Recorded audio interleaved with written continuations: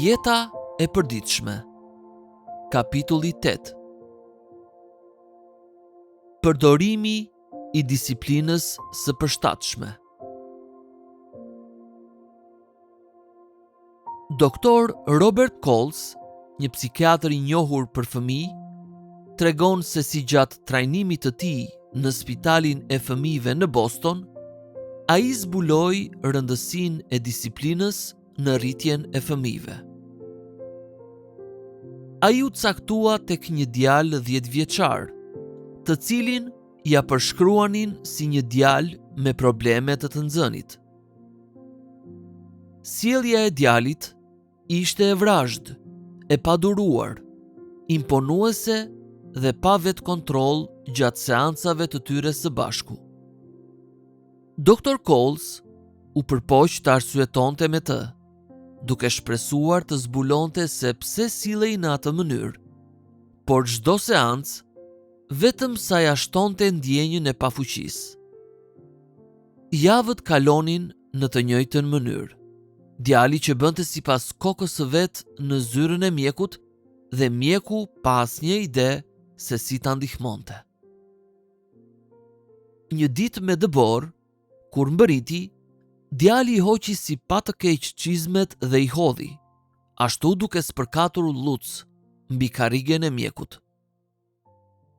Dr. Coles kujton se instinktivisht ndjeu zemërimin që po i zinte për brenda, por në të njëjtën kohë dëgjoi një zë të brendshëm që i thoshte se duhej të zbulonte se pse kishte vepruar ashtu djali. Duke luftuar për të kontrolluar veten, ai shkoi tek karrigja, mori çizmet e lagura, i vendosi në korridorin jashtë zyrës së tij dhe e përplasi derën fort. Kur djali u përgjigj se donte që t'i kishte brenda zyrës, mjeku bërtiti. As që bëhet fjalë. Këto ishin fjalë që mjeku i kishte dëgjuar shpesh të përdoreshin nga prindrit gjatë fëmijërisë së tij, kur ju ishte sosur durimi me sjelljen e tij.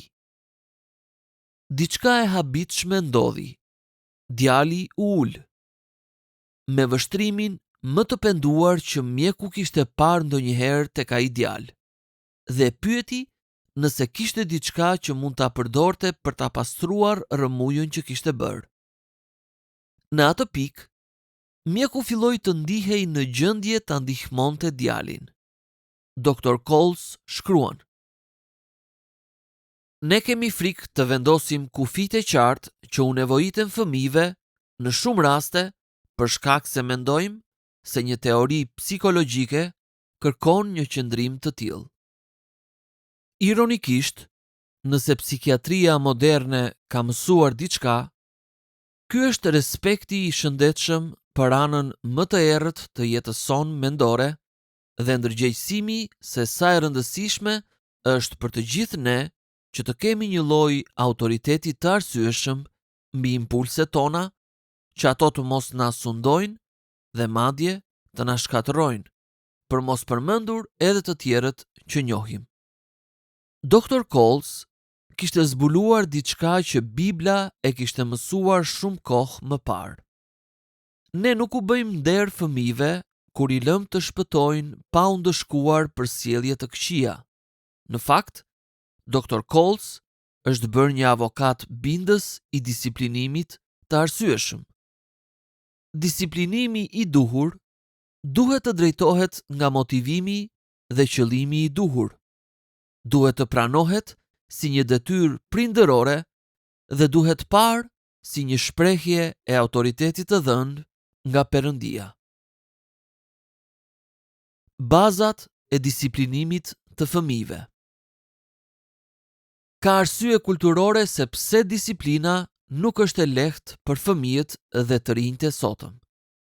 Brezi i tanishëm i fëmijëve amerikan ka qenë përfituesi i përpjekjeve më masive për vetvlerësim të regjistruara ndonjëherë, duke shkuar shumë përtej pohimit të ligjshëm të vlerës së fëmijëve për të cilin ne folëm më parë. përveç kësaj, fëmijët dhe të rinjtë e sotëm janë trashëgimtar të një lëvizjeje kulturore të njohur si të drejtat që na takojnë.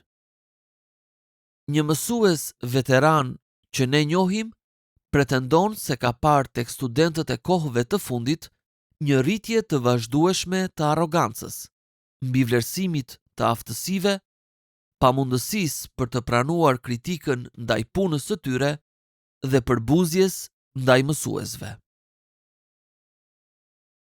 Motivi. Shkrimet e thonë qartë se dashuria është motivi i Perëndisë kur ai na disiplinon. Hebrejve kapitulli 12, vargjet 5 dhe 6 është shprehja klasike e kësaj të vërtete.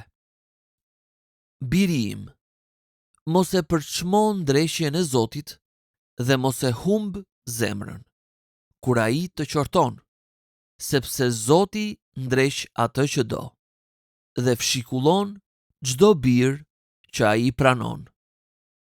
Zoti ndreq atë që do. Sigurisht që e njëjta gjë vlen edhe për familjen tonë toksore. Disiplina tregon dashuri. Qëllimi. Perëndia e përdor dhimbjen e disiplinës në jetën tonë sepse ai dëshiron më të mirën për ne. Hebrejve kapitulli 12 vargu 11 na thot: çdo ndreshje aty për aty nuk duket se sjell gëzim, po hidhrim, por më pas u kthen një fryt të paqshëm drejtësie atyre që janë ushtruar me anë të saj. Kush prej nesh nuk e dëshiron një korje të tillë në jetën e fëmijëve tanë? Por pa dhimbje nuk do të ketë korje. Në fakt, mungesa e disiplinës prodhon krejt të kundërtën. Bijt e pa disiplinuar të Elit, për shembull, u bën të padrejtë dhe të thyer si njerëz. Jeta e tyre përfundoi me përdhosjen e shtëpisë së Perëndisë dhe me orekset e tyre trupore jashtë kontrollit. 1 Samuelit, kapitulli 2, vargjet 12 deri në 17 dhe vargjet 22 deri në 25. Lëshimet dhe butësia e tepruar, si në rastin e Elit, mund të rezultojnë në një katastrofë shpirtërore. Le të sjellim në mendje edhe deklaratën provokuese tek 1 i Mbretërve, kapitulli 1, vargu 6, në lidhje me Adonijahun rebel. Ati i tij nuk e kishte qortuar kurrë në jetën e tij duke i thënë: pse bën kështu? Detyrë. Disiplina e fëmijëve nuk është një zgjedhje për prindrit e krishterë. Është një detyrë. Fjalët e urta, kapitulli 22, vargu 6, na udhëzon që t'i mësojmë fëmijës rrugën që duhet të ndjek. Duke nënkuptuar se ekziston një rrugë e duhur dhe një rrugë e gabuar për të edukuar pasardhësit tanë. Është detyra jonë t'i edukojmë fëmijët tanë në mënyrën e duhur dhe t'ua bëjmë të qartë kur janë shmangur nga ajo rrugë. Përgjegjësia për zgjedhjet që fëmijët tanë bëjnë, duke ndjekur ose duke refuzuar Krishtin, në fund të fundit bie mbi ta. Por Perëndia do të na mbajë përgjegjës për disiplinimin e tyre në mënyrën e duhur. Autoriteti. Perëndia jo vetëm që na ka dhënë përgjegjësinë për t'i disiplinuar fëmijët tanë, por na ka dhënë edhe autoritetin. Jemi të habitur nga shumë prindër që takojmë, të cilët janë të pafuqishëm kur bëhet fjalë për të ushtruar disiplinën. ata janë të pafuqishëm dhe duken si të pavullnetshëm për të vendosur kufi të qartë ose për të kërkuar sjellje të duhura prej fëmijëve të tyre. Ne besojmë se kjo ka ndodhur për shkak se këshillat kontradiktore të teoricienëve laik i kanë lënë prindrit kaq të friksuar se mos bëjnë gjën e gabuar, saqë nuk bëjnë asgjë. Si të krishterë të informuar biblikisht, ne duhet të kuptojmë se fëmijët nuk janë të barabartë në autoritet me prindrit e tyre. Ata nuk janë të rritur të vegjël me të cilët duhet arsyetohet për të marrë miratim për disiplinën. Ata janë fëmijë. Ata kanë nevojë për udhëzimin, trajnimin, udhëheqjen, mbrojtjen dhe disiplinën e prindërve nëse duhet të rriten drejt moshës madhore të pjekur dhe të sigurt. Dhe Perëndia ua ka dhënë prindërve autoritetin për ta realizuar këtë. Është pjesë e strukturës së familjes. Pasazhi klasik tek Efesianët 6 e bën të qartë se prindrit duhet të udhëheqin dhe fëmijët të binden. Prindrit e vetëm në veçanti duhet të marrin guxim nga kjo e vërtet. Nuk ka nevojë të jesh ekspert për ta kuptuar dhe zbatuar këtë parim. Duhet gjykimi shëndosh dhe pak vëzhgim i ndriçuar i asaj që ndodh kur prindrit heqin dorë nga detyra e tyre për të disiplinuar fëmijët e tyre dhe për të vendosur kufi. Ja se si imagjinonte puritani nga New England Cotton Mather. Fëmijët, duke ju drejtuar prindërve të tyre në ditën e gjykimit për neglizhencën e tyre ndaj disiplinës prindërore. Duhej të na kishit mësuar gjërat e Perëndisë, por nuk e bët. Duhej të na kishit ndaluar nga mëkati dhe të na kishit ndrequr, por nuk e bët.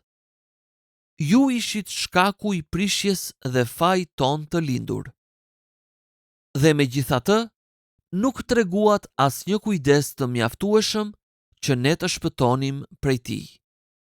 Mirë ne që patëm prindër kaq të pakujdesshëm. Trekëndëshi i përmbysur. Qasja jon ndaj disiplinës shpjegohet më së miri duke përfituar një trekëndësh të përmbysur.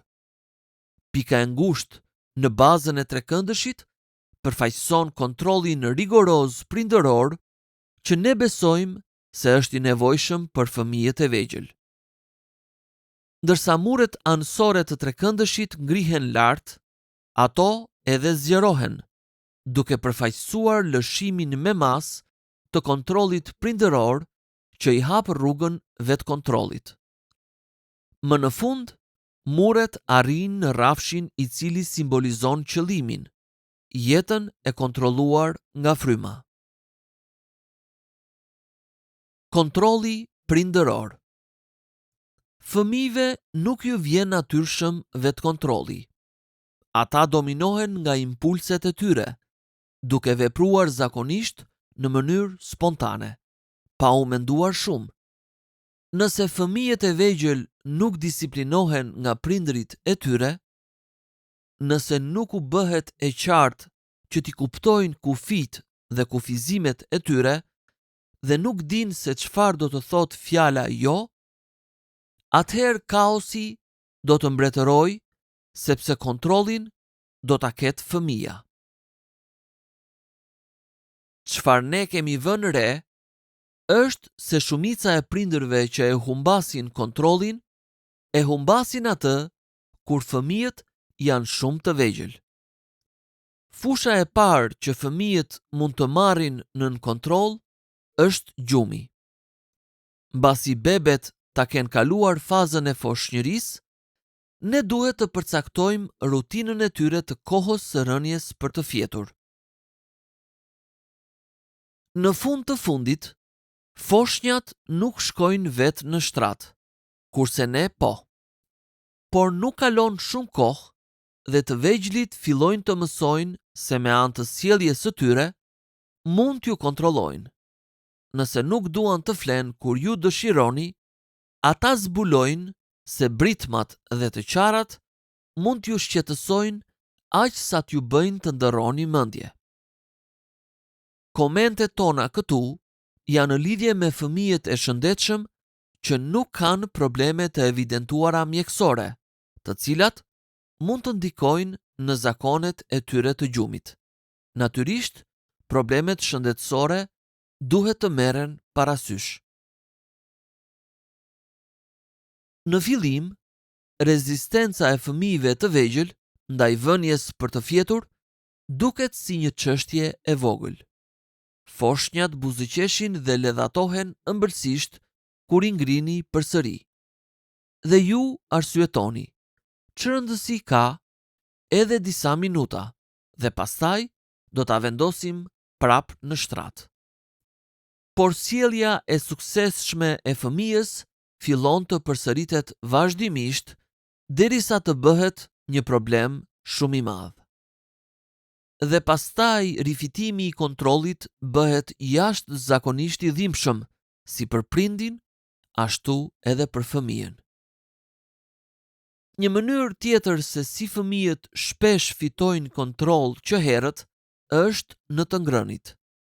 Kjo ndodh menjëherë pas foshnjërisë, kur fillojnë të hanë ushqim normal. Sigurisht, të gjithë ne kemi disa ushqime të caktuara që sinqerisht nuk I pëlqejmë. Dhe logjika e shëndosh na thot se duhet ta respektojmë shijen e fëmijëve deri në një farë mase.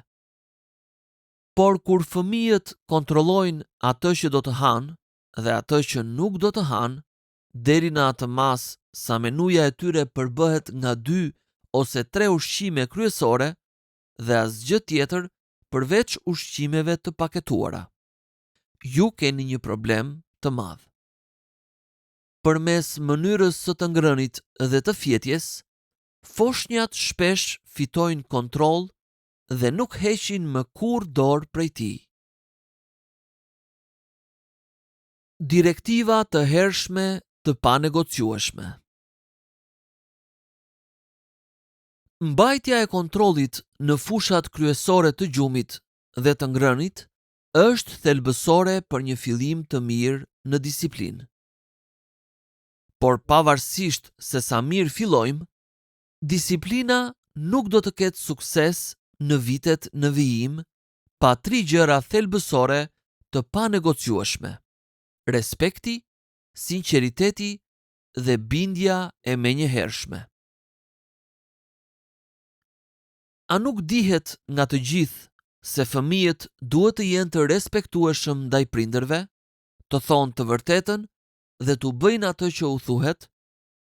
Mjerisht, jo. Të trija këto fusha janë subjekt debati, siç dëshmojnë diskutimet e nxehta në emisionet e njohura televizive. Nëse doni të keni fëmijë të mrekullueshëm, fëmijë me të cilët miqtë tuaj kënaqen të rinë pranë dhe që I shijoni edhe ju vetë, kushtojini vëmendje disiplinave thelbësore të mëposhtme. E para, respekti.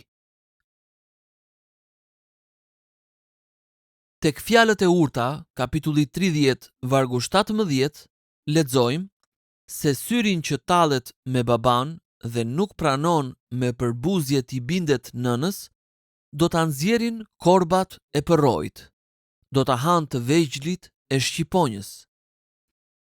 Sigurisht që kjo është një deklaratë figurative, por shpreh një parim themelor të jetës, do me thënë se nuk do t'i ecë mirë një fëmije që nuk tregon respekt. Urdhërimi për të nderuar baban dhe nënën lidhet me premtimin e një jete të gjatë nëse veprohet kështu. Shih Efesianëve kapitulli 6, vargu 1 deri në 3. Për këtë arsye, prindrit që i duan fëmijët e tyre duhet të ngulmojnë dhe të presin sjellje respektuese prej tyre. Dy fusha janë veçanërisht të rëndësishme: një sjellje respektuese dhe fjalë respektuese. Sjellje respektuese do të thotë që mungesa e mirësjelljes, madje edhe një vështrim përçmues, nuk është i lejueshëm. Ne të gjithë e kemi parë fëmijën që bindet, por shpreh për çmimin përmes fytyrës së tij. Vërtet, nëse shikimet mund të vrisnin, shumë prindër do të ishin të vdekur tashmë. Mund të duket gjë e tepruar për kulturën tonë tolerante, por për hir të fëmijëve tanë, nuk duhet të lejojmë as më të voglën shenjë për çmimi vizual. Një sy tallës mund të paralajmërojë një festë për grabitçarët. Fjalët respektuese janë muzikë për veshët e prindërve. Fëmijëve duhet u mësohet që në moshë të re, dallimi mes një komunikimi të sjellshëm dhe kundërpërgjigjeve pa respekt. Dikush mund të mendojë se ky do të ishte problem vetëm për fëmijët më të rritur. Megjithatë, për shkak se fëmijët e vegjël janë kaq shumë të ekspozuar ndaj zhargonit mos respektues sot përmes medias, nuk është e pazakontë të dëgjosh edhe fëmijë parashkollor që i referohen prindërve të tyre si humbës, ose duke përdorur me sarkazëm shprehje të tilla si "ç'na çat veshët", ndërsa një bisedë e tillë mund të tingëllojë e lezetshme kur vjen nga vogëlushët. Në të vërtetë, po krijon një kornizë mendore që t'i trajnojnë prindrit në nivelin e bashkëmoshatarëve të vet. Egoja jon, sigurisht që mund ta përballoj këtë, por përsëri, fjala e Perëndisë dhe logjika e shëndosh na thonë se kjo mund të jetë tregues i një të ardhmeje të pakëndshme për fëmijën që flet në këtë mënyrë, sepse mungesa e respektit po zë pak e nga pak rrënjë. Disiplina e dytë. Vërtetësia. Mos bëj dëshmi të rreme. Mos gënje, thot urdhërimi i 9, duke ofruar kështu arsye të mjaftueshme për ta bërë vërtetësinë një nga parimet tona të panegociueshme. Por ka edhe më shumë. Ne e kuptuam se fëmijët tanë do ta kishin të vështirë vërtetësinë, sepse jetojmë në një botë që noton në mashtrim. Raportimi i lajmeve me ngarkesë ideologjike maskohet si objektivitet. Industria e reklamave është një formë mashtrimi e institucionalizuar. Ne jetojmë në një botë të errët mashtrimi. Prandaj, na u desh që me vetdije të kompensonim këtë me këmbgulje rigoroze për të thënët e së vërtetës. Megjithse flet nga shekulli 18, i madhi doktor Samuel Johnson i jep këtë këshill të urtë. Mësojini fëmijët tuaj vazhdimisht me këtë tregimin e së vërtetës, nëse diçka ka ndodhur në një dritare dhe ata kur e tregojnë, thonë se ka ndodhur në një tjetër. Mos e lini të kaloj, por menjëherë kontrolloni. Ju nuk e dini se ku do të përfundoj shmangja nga e vërteta. Ka kaq shumë falsitet në botë, dhe kjo më shumë nga shkujdesja ndaj së vërtetës se sa nga gënjeshtrat e qëllimshme. Sigurisht, ne linim hapësirë me bollëk për të zbukuruar për shaka ndonjë histori dhe për përralla të stisura. Por në hierarkinë e shkeljeve në familjen tonë, fëmijët tanë do të disiplinoheshin më pak ashpër për disa sjellje mjaft të papranueshme sesa nëse kapeshin duke gënjyer. Ne kurrë nuk i lejuam fëmijët tanë t'ja hidhnin lehtë me gënjeshtrat. E vërteta lind të vërtetën. Pa të, fëmijët tanë nuk do të kenë një shans në betejat shpirtërore që do t'u dalin përpara. Mësojini ata ta vlerësojnë të vërtetën. Fjalët e urta kapitulli 6, vargjet 16 deri në 17 na tregon se Zoti e urren gjuhën gënjeshtare. Vetë Perëndia është Perëndiai së vërtetës. Isaia, kapitulli 65, vargu 16. Dhe fëmijët tanë duhet të jenë fëmijë të së vërtetës. Disiplina e tretë. Bindja e menjëhershme. Ne këmbëngulëm që fëmijët tanë të kuptonin se bindja e vonuar është mosbindje. Kur binden sipas orarit të vet, ata e kontrollojnë situatën. Bindja e menjëhershme është jashtëzakonisht e rëndësishme kur fëmijët janë shumë të vegjël. Në fakt, mund t'u shpëtojë jetën.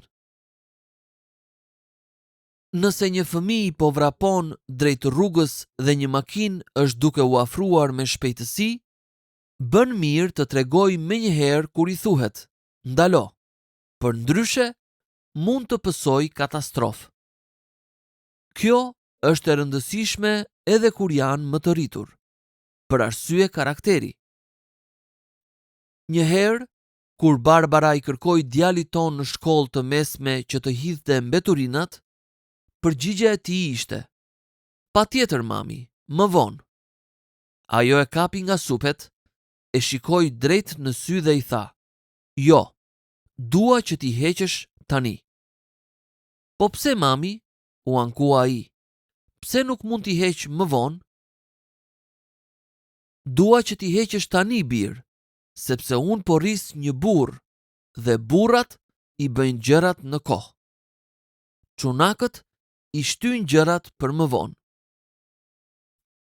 Me këtë fjalë, ai drejtoi supet dhe tha: "Oh, në rregull mami," dhe doli për t'i hedhur plehrat. Një tjetër tull në karakterin e tij. Është e qartë që Barbara po i drejtohej egos mashkullore në zhvillime sipër të djalit ton. Por më e rëndësishmja, ajo po i drejtohej ndërgjegjes së tij. Nënkuptimi i këtyre fjalëve ishte se veprimet e papjekura shpesh janë të gabuara, ndërsa pjekuria bën gjën e duhur. Ndërgjegja është një lloj sistemi paralajmërues, një dhuratë nga Perëndia, që duhet bërë kujdes që të mos damkoset. Bëjini thirrje ndërgjegjes së fëmijës suaj. Këshilla jonë, e provuar mirë tashmë, është që të përkushtoni gjithçka që keni për të ndërtuar bindje të menjëhershme që në vitet e para.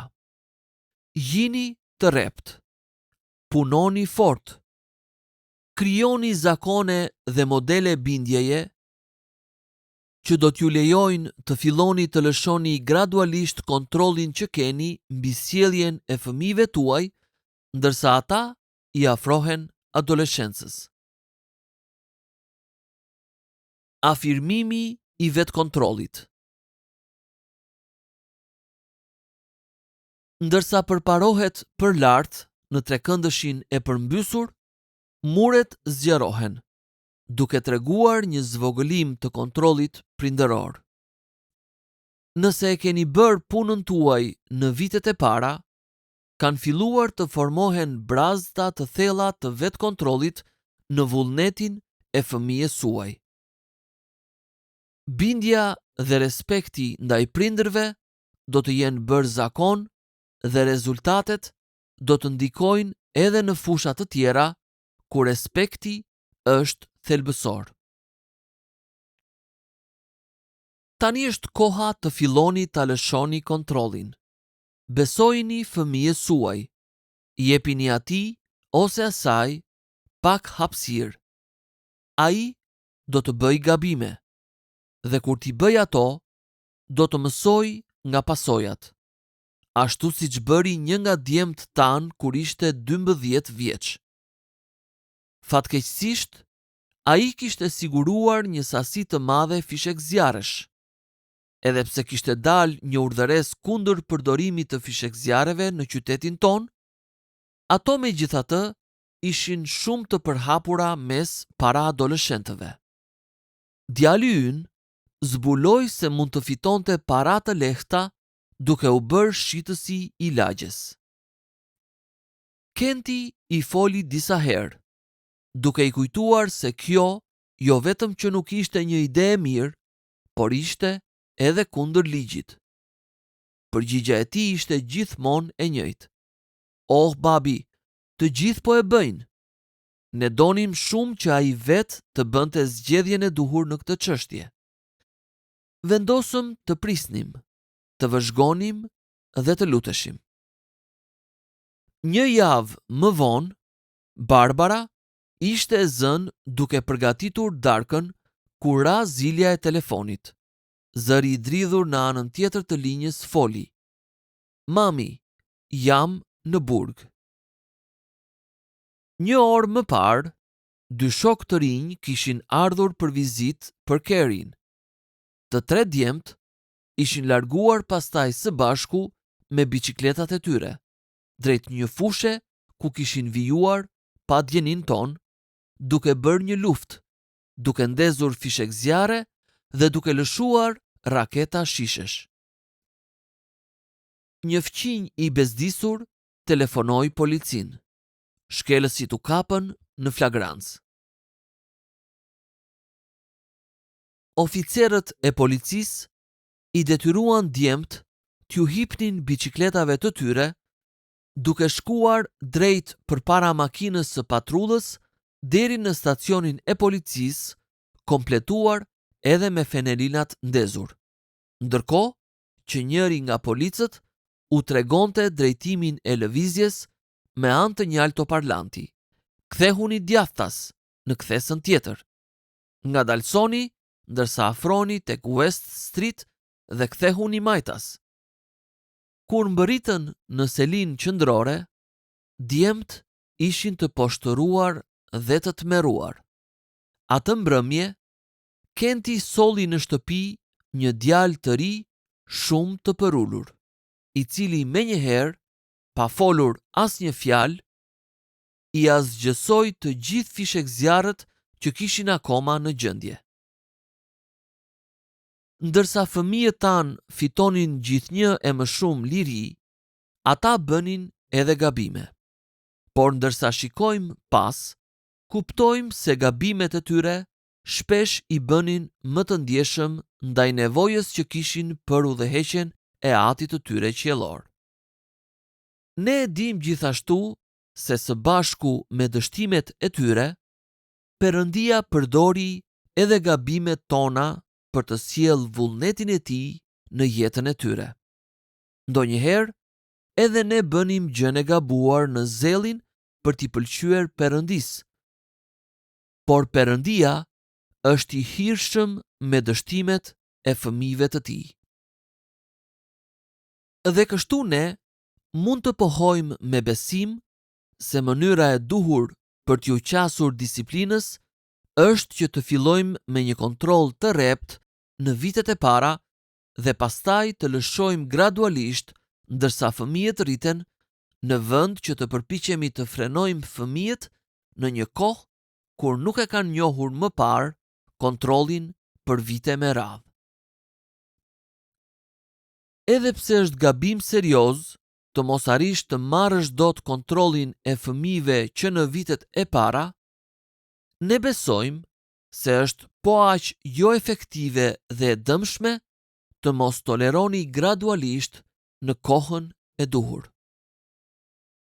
Nëse doni që bijt dhe bija tuaja të arrijnë pjekurinë e një jete të dorëzuar nën kontrollin e Perëndis, duhet t'i besoni Perëndis dhe t'u lëshoni kontrollin atyre.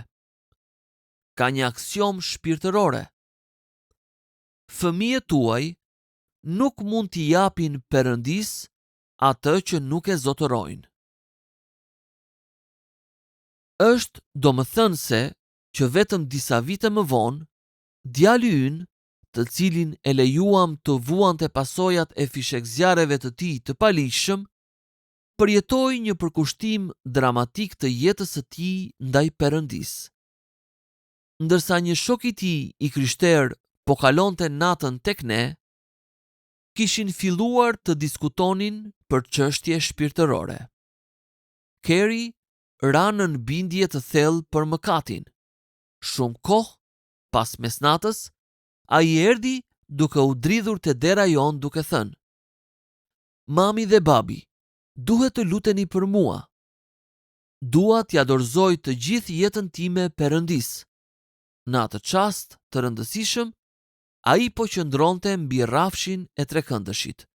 Sigurisht, gjatë viteve të adoleshencës së tij, Kerry pati luhatje në nënshtrimin e tij ndaj kontrollit të Perëndis. Por ky moment shënoi fillimin e mbërritjes së tij. Kontrolli i Perëndis. Ne e dinim se një ditë fëmijët tanë do të rriteshin dhe do të largoheshin nga shtëpia. Ajo ditë erdhi për të gjithë fëmijët tanë. Tani, roli ynë si disiplinues në jetën e bijve dhe bijave tona ka mbaruar. Por nevoja e tyre për disiplinë nuk ka mbaruar. Si prindër, ne jemi zëvendësuar nga dy disiplina në jetën e fëmijëve tanë. Vetë disiplina dhe disiplina e Perëndis. Barbara u ndje e përullur dhe e zënë në befasi nga këto cilësi të vajzës son të martuar, Holly, ndërsa të dyja ishin duke qëndruar pranë sportelit të shërbimit ndaj klientit. Ishte një javë para se vjehri dhe vjehra e Hollyt të mbërinin për Krishtlindje. Dhe letra murale që ajo e kishte porositur 3 muaj më parë, nuk kishte mbëritur ende të rësisht për shkak të paaftësisë së dyqanit. Barbara ishte e zhgënjyer për Hollin dhe ishte shumë e zemëruar. Ajo i tha Hollit se nëse nuk merrnin një zgjidhje, do t'ja tregonte vendin shitësve. Holly e ndaloi në mes të fjalisë. "Mami, le të jemi ndryshe," tha ajo. "Le të sillemi si të krishterë." Vajza jon ishte nën kontrollin e Perëndis dhe tani po i jepte një mësim nënës së saj. Disiplina hyjnore tek fëmijët çon në vetë disiplinë dhe në varësinë nga udhëzimi dhe disiplina e Perëndis. Një nga dhuratat më të mëdha që mund t'u japim bijve dhe bijave tona është ajo e disiplinës, gjë që rezulton në një jetë me drejtësi dhe paqe. Për të menduar. Çfarë do të thotë të disiplinosh fëmijët? Pse është kaq e rëndësishme kjo? Kontrolli prindëror, vetkontrolli, kontrolli i frymës. A ju duket e dobishme kjo skemë? Cila pjesë është më e vështira për ju, për fëmijët tuaj? Pse është e rëndësishme që fëmijët t'i respektojnë prindrit e tyre? Çfarë do të thotë kjo? Çfarë thot Efesianët kapitulli 6, vargjet 1 deri në 3 për këtë? Bindja e vonuar është mosbindje. A jeni dakord? Pse është kaq e vështirë të këmbgulësh në bindje të menjëhershme dhe kaq e lehtë t'i lësh gjërat të rrëshqasin? Cilat janë pasojat e secilës prej këtyre? Cila është më e vështirë? Të kesh kontrollin e duhur mbi fëmijët e tu, apo ta lëshosh atë gradualisht kur të vi koha e duhur? Pse?